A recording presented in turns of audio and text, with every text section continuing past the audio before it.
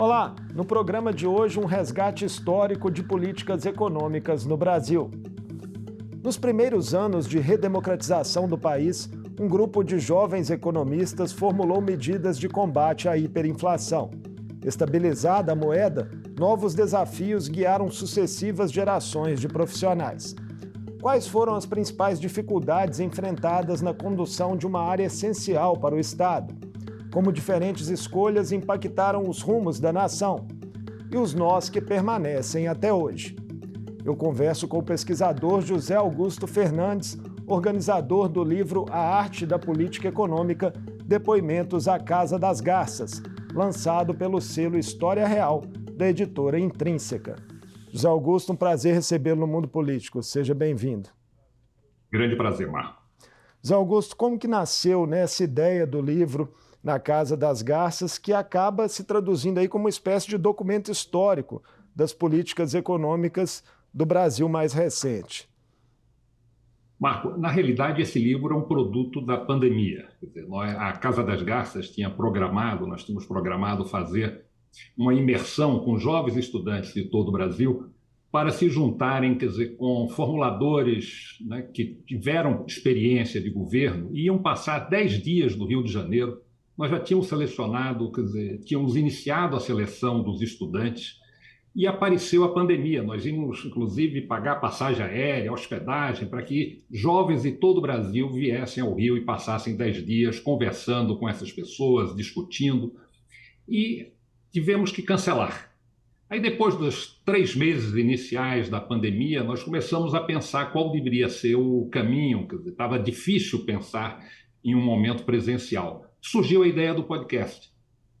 Então, nós fizemos esse podcast ao longo de 2021 e, posteriormente, houve uma demanda por um e-book e as pessoas disseram, quando é que vocês vão fazer um livro de verdade? Aí transformamos no livro impresso. Então, é um livro que tem esse caráter mesmo, né, histórico. O combate à hiperinflação, né, José Augusto, era a grande missão ali dos primeiros anos do Brasil redemocratizado. Quais são as principais revelações de bastidores que essa obra traz sobre a construção do Plano Real, né, que viria, enfim, a solucionar aquela chaga? Marco, eu acho que o Plano Real, de fato, quer dizer, ele é um marco, né, na história, quer dizer, desse livro. Quando o livro foi concebido, a ideia que nós tínhamos era, quer dizer, quem era o público, né? Quer dizer, a gente pensava muito assim nos jovens economistas que estavam saindo da academia, iam trabalhar no governo e não tinham experiência de governo, né? E que precisavam, quer dizer, aprender um pouco, quer dizer, que esse mundo, né, de Brasília é um mundo muito diferente da academia ou mesmo de uma empresa, né? Muitos empresários vão para o governo e depois têm, às vezes, um desempenho inadequado. Então, essa, digamos, era a inspiração, ou seja, o que é que essas pessoas aprenderam, quer dizer, com o processo de formulação de política. E aí, em relação ao real, quer dizer, eu acho que a gente tem algumas experiências, né, assim, relevantes. Quer dizer, a primeira, quer dizer, é o aprendizado com o erro, né? Quer dizer, eu acho que as experiências anteriores, né, do Plano Cruzado, Plano Bresser, né, o Plano Verão, quer dizer, foram importantes, quer dizer, para se aprender, quer dizer, quais eram as questões, quer dizer, que obstaculizavam, quer dizer, o combate, quer dizer, à inflação no Brasil. Então, esse foi um primeiro aprendizado. Segundo aprendizado, quando você chega no governo, você tem que mobilizar as equipes, né? Quer dizer, o Gustavo descreve muito, quer dizer, a dificuldade de formar a equipe, como você deveria formar, buscar os talentos que estão no Banco Central, nas diversas instituições da área financeira e formar essa equipe capaz de implementar, quer dizer, o desenho das políticas. Porque não adianta pensar, quer dizer, uma ideia se você não tem depois alguém que possa colocar no papel. E essas histórias são bem descritas e há muitos casos, quer dizer, sobre a relação entre os economistas e os advogados, né? Quer dizer, muitas vezes os economistas pensavam coisas mirabolantes e o advogado dizia, puxa, mas isso é inconstitucional, isso a gente vai apanhar mais na frente. Então você precisava trazer, quer dizer, o advogado para trabalhar junto com você desde a etapa, quer dizer, inicial. Então, acho que tudo isso, quer dizer, é um aprendizado, Quer dizer, as experiências anteriores de estabilização foram muito centradas em quebras de contratos, quer dizer, em problemas de judicialização, e o Plano Real teve o mérito de romper, quer dizer, e avançar, quer dizer, em uma direção um pouco mais ordenada. Depois de alcançada essa estabilidade da moeda, José Augusto, outros esforços vieram, né? E ali tem um capítulo ali que se dedica à modernização e ao aumento de produtividade dos setores público e privado. Quais foram as iniciativas mais marcantes nessa linha? Eu acho que tem uma iniciativa marcante, quer dizer, que eu acho que mostra como a história também ela é feita de sequências, né? Quer dizer, já antes do Plano Real, ainda no início dos anos 80, no governo Sarney, inclusive, você teve todo um trabalho de reconstrução institucional dos papéis, né, do Banco do Brasil e Banco Central. Né? A gente não tinha um Banco Central de verdade. Né? Quer dizer, existia uma espécie de conta-movimento entre o Banco do Brasil e o Banco Central, que era um verdadeiro cheque em branco. Né? Quer dizer, você saía sacando, quer dizer, e a autoridade monetária não era autoridade no final. Né? Quer dizer, então você teve uma primeira fase de reconstrução, né, quer dizer, de quebra dessas relações, de banco público é uma coisa, banco central é outra. Depois, logo no início, se cria a Secretaria do Tesouro para organizar um pouco, quer dizer, as contas públicas, dar um espaço.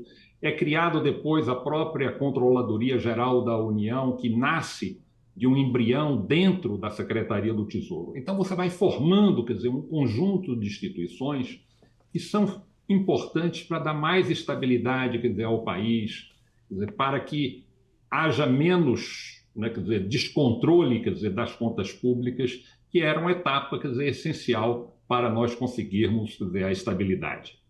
É uma questão central, né, para a economia brasileira é o combate à pobreza, que também avançou na virada do século e acelerou ali nos primeiros governos petistas com o fortalecimento de programas sociais. Como escolhas econômicas, José Augusto, contribuíram para aquela conjuntura que foi favorável, né, naqueles anos ali da virada do século?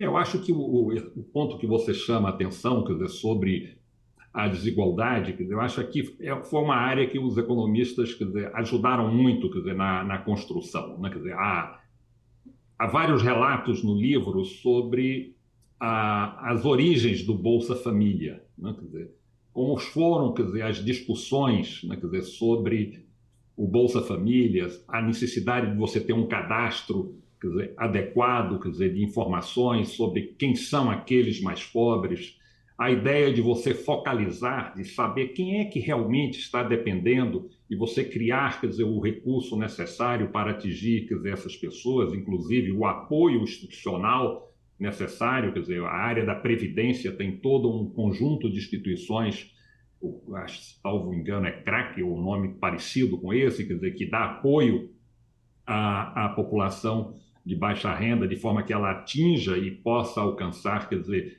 esses recursos. Então, eu acho que essa é uma área que ainda estamos trabalhando, né? Quer dizer, tem muita gente hoje trabalhando e avaliando, criou-se condições para avaliar as políticas públicas e ir fazendo correções também, quer dizer, ao longo do tempo. Então, acho que essa foi uma dimensão importante, um programa relativamente barato, quer dizer, em relação ao PIB, e que tem efeitos sociais muito importantes. É programa que está sendo retomado agora com maior ênfase. Agora, após esse período de avanços, né, José Augusto, o Brasil viveria uma profunda crise na última década, que levou inclusive a retrocessos, né, como aumento do desemprego, questão da informalidade, regressão de indicadores sociais. O que é possível detectar entre as principais causas para essa virada de chave, né? Que o Brasil vinha ali em anos sequenciais de evoluções e de repente parece que tudo ruiu. Obviamente, quer dizer, uma economia como a brasileira, ela está sempre sujeita, quer dizer, aos problemas domésticos, quer dizer, aos problemas internacionais, né? Quer dizer, nós tivemos a fase do boom de commodities, que favorecia um determinado desempenho da economia brasileira. Depois tivemos a queda dos preços das commodities, que aumenta, quer dizer, o conjunto de restrições. E como você reage, quer dizer, a esse ambiente domesticamente, naturalmente, quer dizer, tem impacto. Quer dizer, nós fizemos, quer dizer, muitos retrocessos, né, na gestão das contas públicas que terminaram exacerbando, quer dizer, o ambiente econômico. Quer dizer, quando o mercado sente, quer dizer, a fragilidade fiscal, quer dizer, a deterioração fiscal, isso contamina-se imediatamente na taxa de juros. Quer dizer, então, isso gera, quer dizer, mais dificuldades, quer dizer, para o desempenho da economia. E há um conjunto de reformas que eu acho que o Brasil não teve, né, capacidade de avançar, quer dizer, nesse período.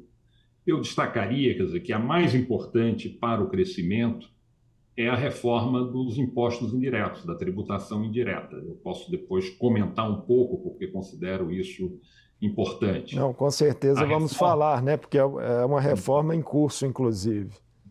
a reforma administrativa também, quer dizer, é muito importante. A gente precisa, uma das lições, quer dizer, desses vários depoimentos, é que é importante você ter um Estado organizado, quer dizer, um Estado profissional, quer dizer, um Estado com recursos, com capacidade de implementar, avaliar políticas. Quer dizer, e para isso você precisa ter uma estrutura administrativa que meritocrática, quer dizer, que incentive, quer dizer, o desempenho. Então, essas são algumas das reformas, quer dizer, mais importantes. Há reformas também microeconômicas extraordinariamente importantes. Muitas foram feitas, mas há muita coisa também a ser feita que tem o potencial de melhorar as condições de crescimento da economia brasileira. Por exemplo, nessa área de microeconomia, o que você destacaria? Olha, na área microeconômica, quer dizer, nós tivemos, quer dizer, muitos avanços, quer dizer, nesse período recente, né? Quer dizer, eu digo nos últimos 10 anos, né? Quer dizer, tanto na área, somente na área de infraestrutura, né? Quer dizer, os programas de concessão no Brasil, eles ultrapassaram governos de variados perfis, né? Quer dizer, tanto mais à esquerda quanto mais ao centro, à direita, quer dizer, todos seguiram, quer dizer, a mesma trajetória. Aqui eu acho que é um ponto chave, quer dizer, tem um problema, quer dizer, que é a qualidade ainda e eficiência das agências reguladoras, porque são investimentos de 30, 40 anos que precisa ter segurança, precisa ter também um Estado muito profissional do outro lado que organize, quer dizer, as regras do jogo. Né? Nós tivemos o avanço da autonomia do Banco Central, que eu acho que é importante, é só comparar, quer dizer, o Brasil e a Argentina no desempenho da política macroeconômica para saber, quer dizer, a diferença, né, de você ter uma certa institucionalidade. Né? Tivemos a lei do saneamento, também uma lei extraordinariamente, quer dizer, importante, inclusive para a agenda social. Né? Ainda temos, quer dizer, pendências, né, como eu mencionei. Quer dizer, eu acho que o Brasil ainda tem uma política comercial extraordinariamente protecionista, quer dizer, que gera custos de transação importantes, quer dizer, para as empresas que precisam se modernizar. Nós temos, quer dizer, muitos temas hoje ligados à transição energética, né, à descarbonização e à digitalização, que exigem, quer dizer, demandam muita regulação, qualidade regulatória, quer dizer, e o Congresso e o Executivo têm que estar preparados para responder rapidamente, quer dizer, essas demandas do ambiente econômico, porque a qualidade dessas regulações é que vai atrair o investidor privado. José Augusto, o livro, né, ele abarca ali politicamente até a gestão Michel Temer, né, que está relatada ali em alguns episódios do podcast. E é uma gestão, a de Temer, né, que ficou marcada pelo teto de gastos e pela reforma trabalhista, principalmente. O que é possível depreender desse saldo? Eu acho que a gente sempre teve, quer dizer, o livro ele tem duas dimensões, né? Quer dizer, ele tem essa dimensão, digamos, mais histórica, né, dos relatos, mas a gente sempre está tentando entender como é que é o processo de formulação de política econômica, né? Quando o país avança, né, em sua capacidade de fazer reformas em determinado momento, quer dizer, o que é que explica isso? Né? Eu acho que o que a gente aprende, quer dizer, em alguns momentos, é que às vezes você tem janelas de oportunidades, né?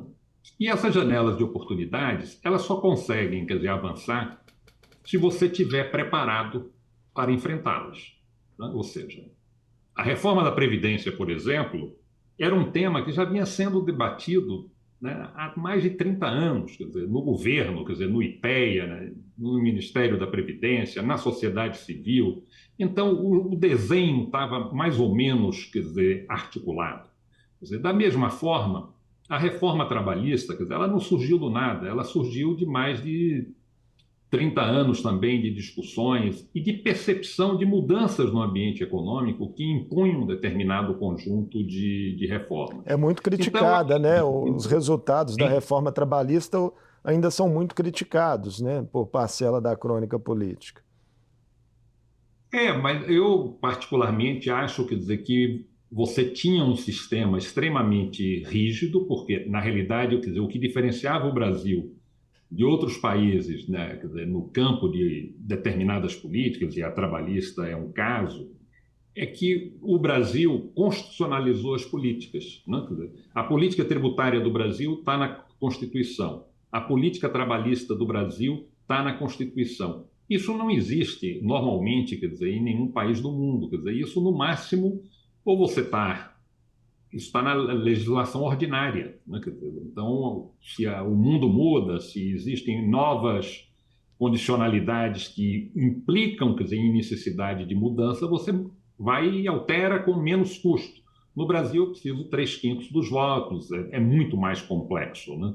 Mas eu acredito que a gente tem avançado, quer dizer, eu acho que foi importante, você tem um mercado hoje de trabalho, quer dizer, que demanda contratos diferentes, né? Quer dizer, eu acho que o próprio interesse do trabalhador, por vezes, é o seguinte: não, eu não quero um contrato rígido de 8 horas de trabalho, eu quero trabalhar 4 horas, porque esse é o meu interesse, e você precisa ter uma segurança jurídica para esse tipo de atividade, né? O ex-ministro da Fazenda, Pedro Malan, né, no pós-fácil da obra, José Augusto, destaca ali a importância de um alinhamento dentro dos governos para se implementar propostas relevantes. Como que essa Exato. fala dele, né, dialoga com o desafio da atual gestão do Planalto em aprovar no Congresso 2 etapas da reforma tributária, né, que estão em discussão, após a construção do arcabouço fiscal que já passou, né, e já está devidamente em vigor? Eu acho que essa dimensão que você chama a atenção, quer dizer, todo governo ele precisa ter uma boa coordenação intragoverno, né? Isso não significa que não haja conflitos. Quer dizer, a gente percebe em todos esses depoimentos, quer dizer, quantos conflitos existiram sobre temas relevantes, né? Agora, você precisa ter disposição, né, para o diálogo, né? Então, acho que essa é uma primeira dimensão. Há uma dimensão que é a coordenação, né? Quer dizer, normalmente os governos coordenam isso no que nós chamamos normalmente do centro do poder, quer dizer, que está normalmente ali no Planalto, na Casa Civil, né? Ou em uma secretaria de governo. Os governos alteram os nomes para esse tipo de função, porque muitas vezes você está tratando de um tema e aquele tema não é monopólio do Ministério A ou do Ministério B, quer dizer, ele exige, quer dizer, uma coordenação entre pares, né? Quer dizer, e aí você precisa trazer isso mais próximo, normalmente, para o Palácio do Planalto. No caso da reforma tributária, nós vimos, quer dizer, que, primeiro, quer dizer, existia uma maturação importante desse debate, quer dizer, ao longo dos últimos anos, né? Já nos 2 governos anteriores, né? No Temer e no governo Bolsonaro, quer dizer, então já havia uma discussão sobre isso. Ele poderia ter avançado, não avançou porque o ministro da Fazenda tinha uma determinada concepção sobre a reforma tributária naquela ocasião. Nesse momento, nós temos à frente da reforma no Ministério da Fazenda o Bernardo Api, que é uma pessoa que trabalhou com isso já no governo Lula e Dilma anteriormente. Tem décadas Então, de dedicação ao tema, né? tem décadas de dedicação ao tema e vinha trabalhando isso no âmbito, quando ele saiu do governo, também trabalhando, quer dizer, essa agenda. A reforma tributária, quer dizer, ela é essencial para o crescimento. Por quê? Eu acho que por 3 razões principais, né? Primeiro, E o nosso sistema ele termina tributando a exportação e o investimento. Ou seja, nenhum país do mundo tributa nem exportação, nem o investimento. E aqui, então, significa que o nosso produto que eu estou exportando para fora, ele vai sair mais caro e vai perder mercado, né? Da mesma forma, quer dizer, o investimento é a principal fonte para o crescimento de uma economia, né? Quer dizer, você está inovando, trazendo novas máquinas e equipamentos, e o nosso sistema ele é imperfeito para a recuperação de crédito. Eu vou dar assim, um exemplo simples, quer dizer, para mostrar a diferença do Brasil e de qualquer outro país do mundo. No Brasil existe uma coisa chamada crédito físico, ou seja, eu só me permito creditar, né, de um imposto se ele entrou no processo de fabricação, digamos, do meu computador.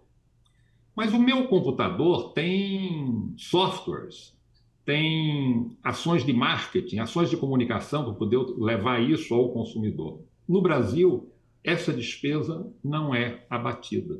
Então, meu produto fica naturalmente mais caro, né? Quer dizer, menos competitivo. E o meu produto que eu estou importando de fora não passou por essa via crucis.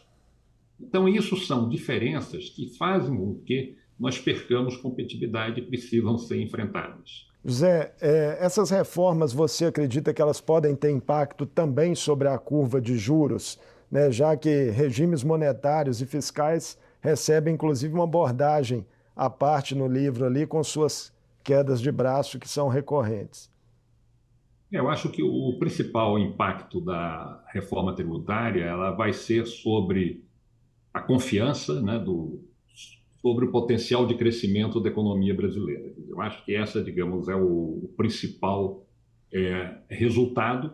Ela pode, obviamente, quer dizer, se ela, o custo de passagem dessa reforma no Congresso for muito acima das expectativas, quer dizer, que o mercado tem, ela poderá também ter um impacto negativo, quer dizer, sobre taxa de juros de curto prazo. Eu não estou trabalhando, quer dizer, com esse cenário. Eu acho que a taxa de juros ela é mais sensível à situação fiscal geral do país e às condições da economia internacional. Quer dizer, a taxa de juros hoje dos títulos do Tesouro Americano acima de 5%, obviamente, e a percepção de que não vão cair tão rapidamente, isso gera, quer dizer, uma pressão e uma tensão sobre países emergentes, não apenas o Brasil. Então, com essa taxa de juros, quer dizer, há uma aversão ao risco em países emergentes, então esse capital que está nos países emergentes vai para fora. Com isso, tem impacto sobre a moeda aqui, ou seja, desvaloriza a nossa moeda, gera novos desafios para o controle da inflação. Então, a gente está em um mundo hoje, quer dizer, com um conjunto de incertezas relevantes, quer dizer, que afetam, quer dizer, a perspectiva da taxa de juros. Quer dizer, todos nós temos uma percepção de que o caminho da Selic é em direção à queda, mas tem a tensão do Tesouro Americano e a tensão fiscal no Brasil, na medida em que o arcabouço fiscal, quer dizer, é muito fundado em elevação de receita, sendo que há quer dizer, muitos dos ingredientes de arrecadação de receitas são difíceis de serem a gente prever que tenham efetivamente essa efetividade que está colocada. Com essa conjuntura tão complexa, você crê que a economia vai continuar sendo aí preponderante para as disputas políticas que virão no país? Os rumos da nossa economia? Eu acho que a economia, quer dizer, a perspectiva de crescimento esse ano é razoável, né? Quer dizer, todo mundo está apostando aí em torno, quer dizer, de 3%. É sempre, quer dizer, isso é um fato, quer dizer, sempre positivo e acho que sempre afeta, quer dizer, ou para mais ou para menos, quer dizer, isso sempre afeta, digamos, o ambiente institucional. Só que eu acho que a gente tem hoje, quer dizer, oportunidades. Quer dizer, o Brasil tem que se preparar, quer dizer, para capturar as oportunidades que ele tem hoje associadas às transformações estruturais da economia mundial. Então, a descarbonização da economia, que pode ter os seus altos e baixos, mas é um vetor básico, quer dizer, de transformação, ela tem oportunidades, quer dizer, para o Brasil, quer dizer, na área de energia, na capacidade do Brasil atrair indústrias intensivas em energia e terem plataformas de exportação a partir do Brasil. Agora, eu preciso ter, quer dizer, um ambiente de negócios favorável, né? Quer dizer, eu preciso ter um bom sistema tributário que não penalize a exportação e que faça com que o investidor que quer colocar o Brasil como uma plataforma de exportação seja averso, né? E tem que ter a segurança jurídica, quer dizer, para esses investimentos, principalmente naqueles marcos regulatórios que são relevantes, né? A gente vai precisar desenvolver a eólica offshore, o hidrogênio, tudo isso requer marcos regulatórios e a gente tem que ter capacidade de fazer isso da melhor forma. Se fizermos isso, eu acho que a gente está contratando um potencial de crescimento para a economia brasileira. José Augusto, muito obrigado por essa conversa conosco aqui no Mundo Político e a gente deseja que a arte da política econômica, né, que dá título à obra que nos pautou, seja bem exercida aí pelos protagonistas, né, nos próximos anos dessas políticas. Obrigado, Marco. Eu acho que esse legado é o que nós esperávamos quando desenvolvemos esse livro. Grande abraço. Muito obrigado. Eu conversei com o pesquisador José Augusto Fernandes, organizador do livro A Arte da Política Econômica, Depoimentos à Casa das Garças. Falamos sobre as principais reflexões trazidas pela obra lançada pela editora Intrínseca, a partir das experiências de 30 profissionais que participaram ativamente da construção de medidas e planos que impactaram a história do Brasil nas últimas décadas. E falamos também de desafios que persistem na nossa economia. O Mundo Político fica por aqui. Obrigado por nos acompanhar e até o próximo programa.